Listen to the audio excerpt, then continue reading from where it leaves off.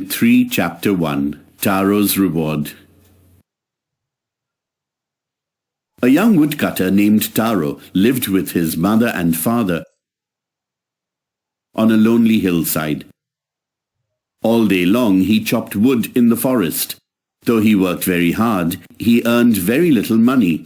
This made him sad, for he was a thoughtful son and wanted to give his old parents everything they needed. One evening, when Taro and his parents were sitting in a corner of their hut, a strong wind began to blow. It whistled through the cracks of the hut, and everyone felt very cold. Suddenly, Taro's father said, "I wish I had a cup of sake. It would warm me and do my old heart good."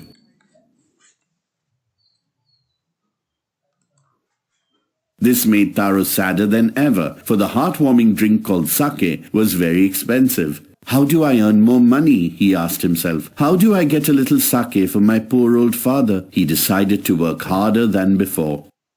Next morning, Taro jumped out of bed earlier than usual and made his way to the forest.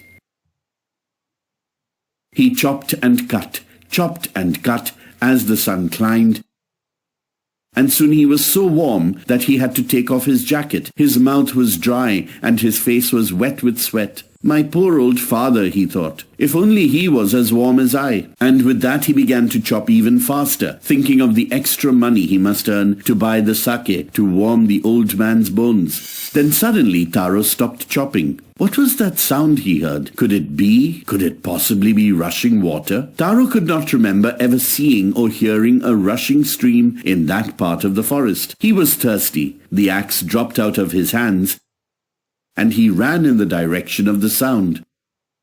Taro saw a beautiful little waterfall hidden behind a rock. Kneeling at a place where the water flowed quietly, he cupped a little in his hands and put it to his lips. Was it water or was it sake? He tasted it again, and always it was the delicious sake instead of cold water. Taro quickly filled the pitcher he had with him and hurried home. The old man was delighted with the sake. After only one swallow of the liquid, he stopped shivering and did a little dance in the middle of the floor. That afternoon, a neighbor stopped by for a visit. Taro's father politely offered her a cup of the sake. The lady drank it greedily and thanked the old man. Then Taro told her the story of the magic waterfall. Thanking them for the delicious drink, she left in a hurry. By nightfall, she had spread the story throughout the village. That evening, there was a long procession of visitors to the woodcutter's house. Each man heard the story of the waterfall and took a sip of the sake. In less than an hour, the pitcher was empty. Next morning, Taro started for work even earlier than the morning before. He carried with him the largest pitcher he owned, for he intended first of all to go to the waterfall. When he reached there, he found to his great surprise all his neighbors there. They were carrying pitchers, jars, buckets, anything they could find to hold the magic sake. Then one villager knelt and held his mouth under the waterfall to drink. He drank again, and then shouted angrily, "Water! Nothing but water!" Others also tried, but there was no sake, only cold water. "We have been tricked!" shouted the villagers. "Where is Taro? Let us drown him in this waterfall." But Taro had been wise enough to slip behind a rock when he saw how things were going. He was nowhere to be found.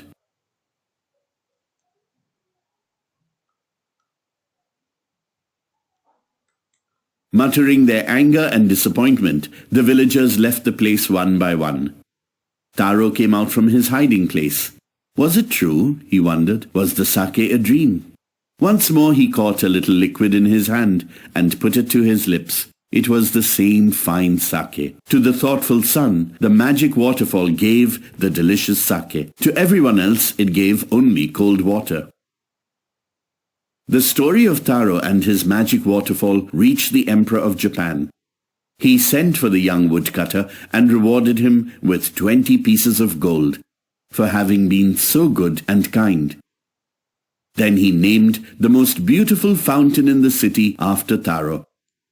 This, said the emperor, was to encourage all children to honor and obey their parents.